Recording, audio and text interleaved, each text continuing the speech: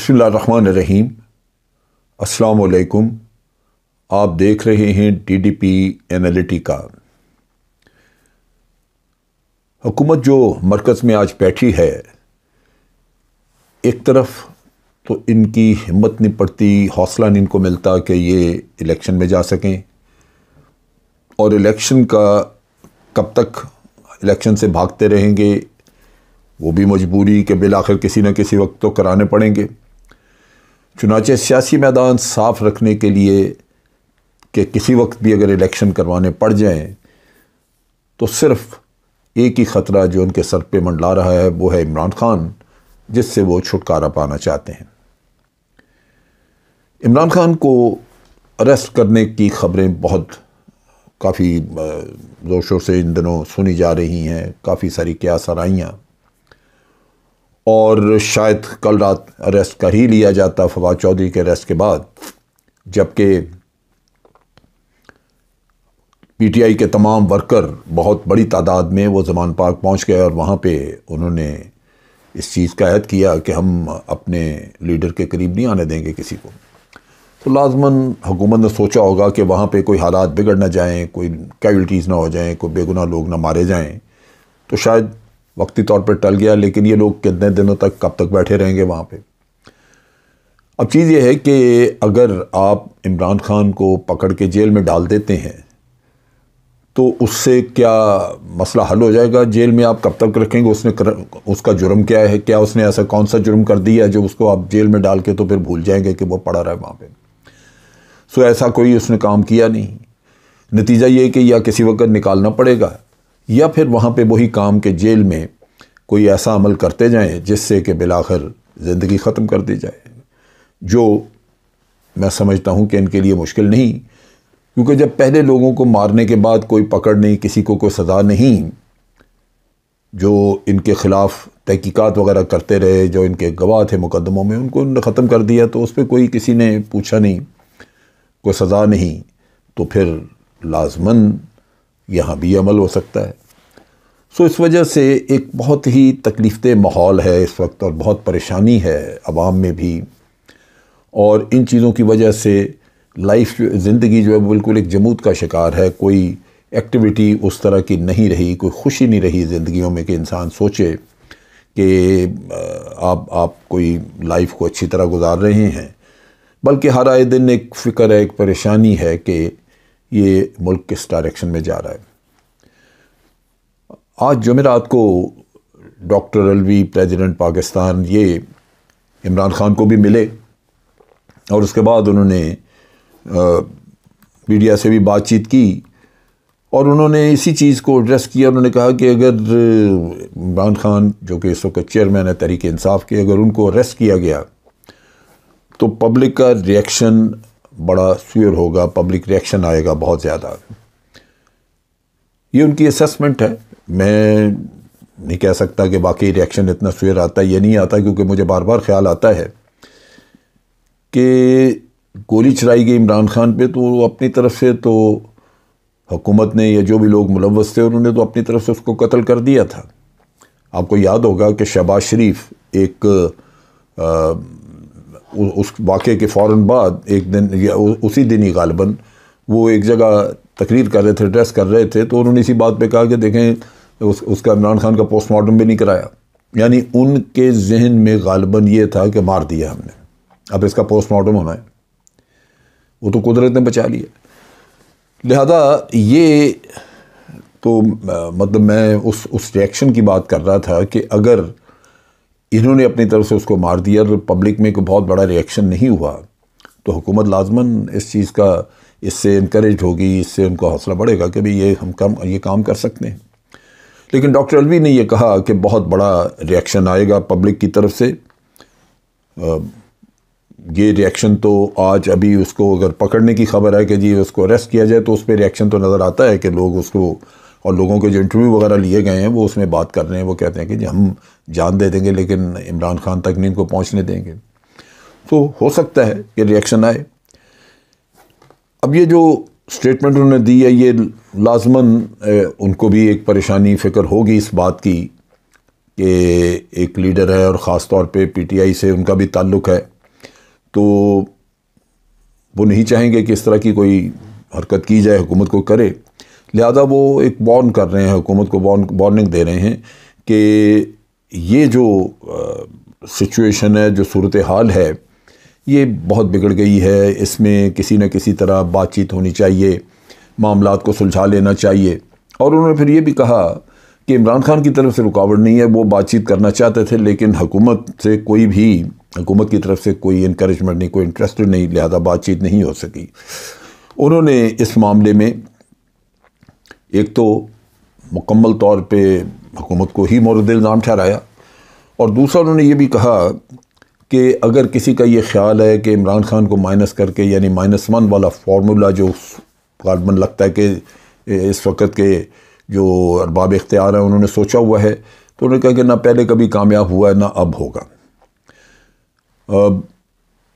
ایک لحاظ سے تو ٹھیک ہے کہ کامیاب نہیں ہوا، لیکن میں یہ ضرور سمجھتا ہوں کہ پی ٹی آئی اگر اس کا کچھ وجود موجود ہے تو عمران خان کی وجہ سے ہے۔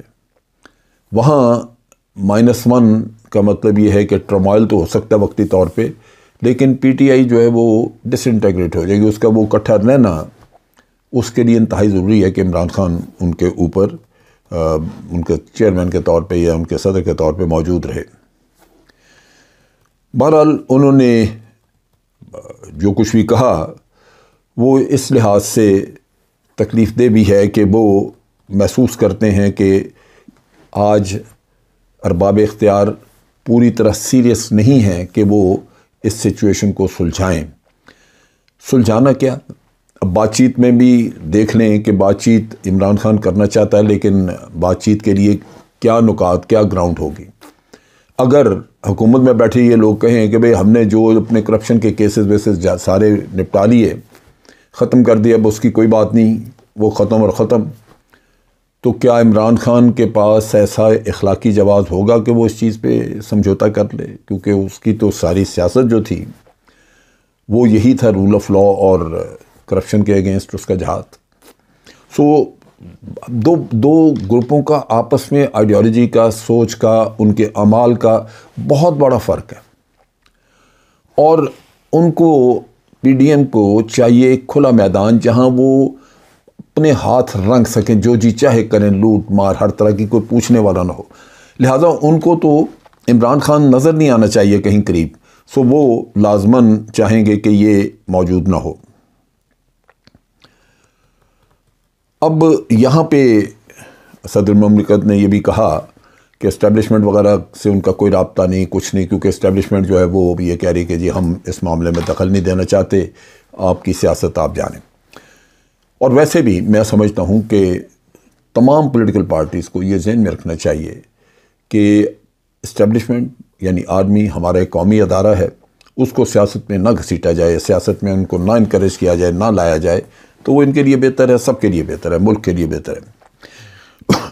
لیکن ڈاکٹر علوی نے جو کچھ کہہ دیا اس کے بعد یہ سوچنا کہ پی ڈی ایم کی حکومت اس کام سے باز آ جائے گی، نہیں، ان کی سروائیول اسی چیز پہ ہے کہ یا عمران خان صاحب ایمان نہ رہے، وہ چھوڑ دے سارا کچھ اور کہے کہ جی کھاؤ پیو آپ بھی اور ہم بھی ساتھ ہیں، یا پھر وہ صفاستی سے مٹ جائے۔ یہ سوچ کے، یہ دیکھ کے تو دل بالکل بہت دکھی ہوتا ہے کہ یہ ہم نے اپنے اخلاقیات کو، اپنے ملک کو کس نہج پہ ہم نے پہنچا دیا ہے، جہاں یہ لٹا ہوا ملک، اور اب بھی ہماری تسلی نہیں ہوتی، ہمارے پلے کچھ نہیں رہا۔ ان حالات میں آپ بہت ولنریبل ہیں، آپ کی یہ ملک آج اتنا ولنریبل ہے کہ باہر سے کوئی تھوڑا سا بھی اس کو دھکا لگا دے تو آپ کے پاس سکت نہیں ہے کھڑے ہونے کی، اور اگر باہر سے دھکا نہ بھی لگے تو جس ڈگر پہ ہم چلے ہوئے ہیں ہم بہت لمبے وقت تک کے لیے نہیں چل سکتے۔ مجھے دکھ اور افسوس یہ اس چیز کا ہے کہ میں نے پاکستان بنتے بھی دیکھا، پاکستان کو 60 کی دہائی تک پھلتے پھولتے اور ترقی کرتے بھی دیکھا، پھر خاندانی سیاست آ گئی اور اس سے مسائل پیدا ہونے شروع ہوئے. پھر انحطاط بھی دیکھا، دہشت گردی دیکھی بے تحاشا. لیکن یہ کبھی نہیں سوچا تھا کہ ہم اپنی زندگی میں ملک کو اس حال پہ پہنچا دیں گے جہاں اس کا قائم رہنا ہی ایک سوالیہ نشان بن جائے. ان حالات میں سوائے دکھ اور افسوس کے اور کچھ بھی نہیں ہے، کیونکہ میں نہیں دیکھتا کہ ان لیڈرز میں کسی میں بھی کوئی اتنی سوجھ بوجھ ہے. وہ اپنے ہی معاملات میں لگے ہوئے ہیں، وہ اپنے خاندانوں کو، اپنی بال بچے کو اس ملک کے اوپر مسلط کرنا چاہتے ہیں، کیونکہ یہ ان کی جاگیر ہے. ایک الیکشن کروانا جس سے اس ملک میں اسٹیبلٹی آ سکتی تھی، اس میں کیا غلط ہے؟ کیا الیکشن کوئی بری چیز ہے؟ صبح سے لے کے رات تک یہ لوگ راگ الاپتے ہیں جمہوریت کا، تو جمہوریت میں تو پہلا قدم ہی الیکشن ہے. اگر ہو جاتے الیکشن تو بہت سارا کچھ سیدھا ہو جاتا. لیکن یہ اس ملک سے پورا فائدہ اٹھاتے ہوئے یہ دشمنان وطن الیکشن سے بھاگ رہے ہیں، کیونکہ یہ ان کے اپنے ذاتی مفاد میں نہیں ہے اس وقت کہ وہ الیکشن میں جائیں. پھر ہمارے اپنے لوگوں نے الیکشن کا جب وقت آتا ہے، اگر ہو بھی جائے الیکشن، تو جو ہماری اشرافیہ ہے، جو پڑھا لکھا طبقہ ہے، وہ ووٹ دینے نہیں جاتا.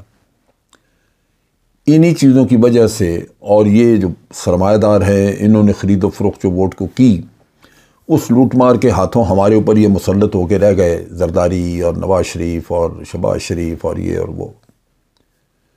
ورنہ ان کی اہلیت تھی، یہ کبھی آپ کے اوپر مسلط ہوتے؟ مجھے لوگ کہتے ہیں کہ جناب یہ ان کو ملٹری لے کے آئی، آرمی نے ان کو. بالکل کیا، آرمی نے غلط کیا. لیکن 3-4 دفعہ الیکٹ ہو کے یہ لوگ آئے، تو وہ تو آپ لوگوں کا قصور تھا. کیوں کیا ان کو؟ کچھ پڑھے لکھے لوگوں کی زیادتی کہ وہ ووٹ دینے نہیں جاتے، اور کچھ غریب غربا یا دوسرے لوگ جو قیمے کے نان کھا کے اپنے ووٹ کو جا کے ڈال آتے ہیں جہاں بھی ان کو ہانک کے کوئی لے جاتا ہے. یہ وہ چیزیں ہیں جنہوں نے کہ ہمارے ملک کو برباد کر کے رکھ دیا، اور نہ جمہوریت کی شکل کوئی رہی اور نہ ہی حکمرانی کا کوئی یہاں پہ معیار قائم ہو سکا.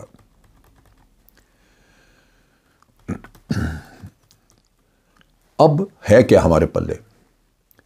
پولیٹیکل پارٹی جس میں وہی 2-4 خاندان اوپر بیٹھے اور باقی سب ان کے خوشامدیوں کے ٹولے، سب جانتے ہوئے کہ کیا لوٹ مار انہوں نے کی، ان کے کردار کیا ہے، لیکن رات دن ان کی تسبیح پڑھتے ہیں. یہ جو آج کی حکومت ہے جو بیٹھی ہوئی، یہ تو ٹوٹلی نان ریپرزنٹیٹیو ہے. اس کا تو کوئی کسی بھی لحاظ سے کوئی قانونی جواز ہی نہیں ہے. جس کو عوام کی تھوڑی سی بھی حمایت حاصل نہ ہو، آپ کے اوپر حکمرانی کرتا نظر آیا، بتائیے کہ کتنی زیادتی کی بات ہے. اس کا کیا ہونا چاہیے؟ سوائے اس کے کہ اس حکومت کو ختم کیا جائے، اس کے علاوہ کوئی چارہ نہیں. لیکن آج بھی آپ کو ایسے لوگ مل جائیں گے جو ان کی وکالت کرتے نظر آئیں گے. وہ کیا ان کی عقل میں فطور ہے، یا ان کی آنکھوں پہ پردے پڑ گئے کہ ان کو نظر نہیں آتا کہ یہ سب اپنی جائیدادیں باہر رکھ کے وہاں مزے کر رہے ہیں، اور یہ نظر نہیں آتا کہ یہ اپنی اولادوں کے لیے کام کر رہے ہیں، آپ کے لیے نہیں کر رہے. اور یہ بھی نظر نہیں آتا کہ یہ آپ کو صبح شام آپ کی آنکھوں میں دھول جھونکتے ہیں، اتنا جھوٹ بولتے ہیں آپ لوگوں کے ساتھ. اب تو کوئی ایسی چیز رہ ہی نہیں گئی، کوئی وقت نہیں رہ گیا، کوئی ایسا خاص میں نہیں سمجھتا کہ کوئی ہمارے پاس اتنی مہلت رہ گئی ہے کہ ہم ان چیزوں کو تجزیہ کرتے رہیں. اب تو حالات اس نہج پہ پہنچ چکے ہیں کہ آپ سوائے اس کے کہ سر پہ کفن باندھ کے اٹھ کھڑے ہوں ملک کو بچانے کے لیے، اس کے علاوہ تو اور کچھ بھی نہیں ہے. یہ اس لیے ضروری ہے کہ آج بھارت میں مسلمانوں کی حالت دیکھیں آپ. ہمیں تو ایک نعمت دی تھی قائد اعظم نے، ہمارے مالک نے، رب العالمین نے ہم پہ ایک بہت بڑا احسان کیا تھا. یہاں کوئی ہماری مسجدیں تو نہیں جلاتا، نہ کوئی ہماری مسجدیں گراتا ہے، نہ ہمیں یہ کوئی کہتا ہے کہ تم ادھر نماز نہیں پڑھ سکتے، ادھر نہیں کر سکتے۔ یہ بہت بڑا کفران نعمت ہے کہ ہم یرغمال ہو کے بیٹھ گئے کچھ لوگوں کے ہاتھوں، جو خود غرض ہیں، جو لوٹ رہے ہیں اس ملک کو، جنہوں نے اس ملک کو اس حال تک پہنچا دیا، اور آج بھی ہم ان کو سوال کرنے کے لیے تیار نہیں، ہم اٹھ کے کھڑے ہو کے ان سے پوچھنے کو تیار نہیں کہ تم کون ہو، کس طرح کے اس میں حکومت ہے، لوگوں کے ضمیر خرید کے تم آ کے حکومت میں بیٹھ گئے ہو۔ تو بہت بڑا کفران نعمت ہم کر رہے ہیں جو اس وطن عزیز کو، جو کہ جس نے ہمیں بہت کچھ دیا، ہماری اولادوں کو، ہماری جنریشنز کو ایک بہت پرامن ماحول دیا، جہاں وہ گاؤ رکشا والا دکھ نہیں ہے کہ آپ گائے کا گوشت لے کے جا رہے ہیں تو لوگ آپ کو لاٹھیاں مار مار کے وہاں ختم کر دیں۔ اللہ تعالیٰ نعمت عطا کرتا ہے، لیکن توقع یہ ہوتی ہے کہ یہ بندہ آگے سے شکر گزاری کرے گا۔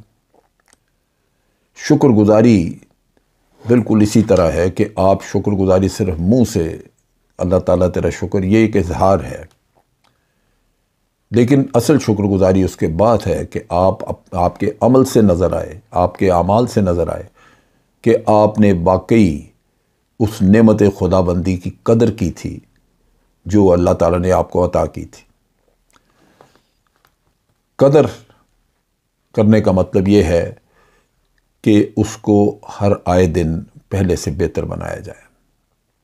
اس وطن کو آپ ایک کتاب خریدتے ہیں، اس کے اوپر آپ کور چڑھا لیتے ہیں، آپ اس کی کیئر کرتے ہیں، آپ سمجھتے ہیں کہ اس کے صفحات جو ہیں وہ پھٹنے نہیں چاہیے، سو آپ بڑی احتیاط سے پلٹتے ہیں۔ یہ سارا کچھ کیوں کرتے ہیں آپ؟ اس وجہ سے کہ آپ کو اس کتاب کی قدر ہے۔ آپ سمجھتے ہیں کہ یہ یوں ضائع ہو گئی تو یہ میرے لیے اچھا نہیں ہوگا، مجھے تو اس کتاب سے فائدہ اٹھانا ہے۔ سو آپ کی نسلوں نے فائدہ اٹھانا ہے اس ملک سے۔ سو میں سمجھتا ہوں کہ اب جہاں ہمارے جیسی جنریشن جو کہ بہت کچھ نہیں کر سکی، لیکن ہم اب اپنی اگلی منزل کی طرف رواں دواں ہیں، جہاں ہمیں آخرت بہت قریب نظر آ رہی ہے۔ ان حالات میں جو نوجوان نسل ہے اس کو دیکھنا ہوگا کہ اپنا مستقبل اس ملک سے وابستہ کیا ہوا ہے، تو اس ملک کی قدر بھی کریں اور اس کی حفاظت بھی کریں۔ آج وہ لوگ جو اس کے جسم کو تار تار کر رہے ہیں، ان کے ہاتھوں میں یہ ملک محفوظ نہیں ہے۔ سو اگر انہی کی چیرہ دستیوں سے آج ملک، اگر خدا نخواستہ اللہ نہ کرے، اللہ نہ کرے، یہ زوال پذیر ہو جاتا ہے یا اس کا کچھ بہت بڑا نقصان ہو جاتا ہے، تو ہماری آئندہ نسلیں ہماری پچھلی نسلوں پہ لعنت بھی بھیجیں گی کہ انہوں نے کیا کیا، اور ان کی اپنی زندگیاں بھی اسی طرح کی غلامانہ زندگیاں ہوں گی جیسے بھارت میں مسلمانوں کی ہیں۔ اللہ تعالیٰ ہمیں سب کو ہدایت دے کہ ہم اس نعمت غیر مترقبہ کی قدر کریں، اس کی حفاظت کریں اور اس کو ہر آئے دن پہلے سے بہتر بنائیں۔ اب تک کے لیے اتنا ہی۔ افواج پاکستان زندہ باد، پاکستان پائندہ باد۔